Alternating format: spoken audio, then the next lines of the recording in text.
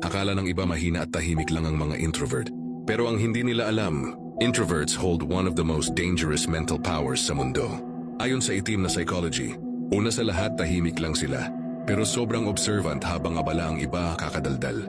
Ang introvert ay nanonood, nag-o-observe at nagbabasa ng kilos ng ibang tao. Hindi mo namamalayan. Alam na nila kung sinong plastic, sinong totoo at sinong delikado. Pangalawa, marunong silang mag-control ng kanilang emotions.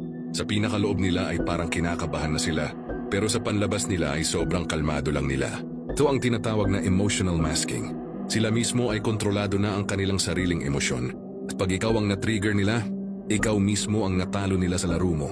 Pangatlo, hindi sila takot sa pagiging mag-isa. Habang ang iba nangangailangan ng validation, ang introvert ay normal lang sa kanila kahit walang kausap o pumansin sa kanila. Mas matakot ka dapat sa taong sanay sa katahimikan kasi sila yung may lakas ng loob na mag-isip ng malalim, magplano ng malupit at mag-strategize ng hindi mo nahahalata. Pang-apat, marunong silang makinig sa bawat kwento mo.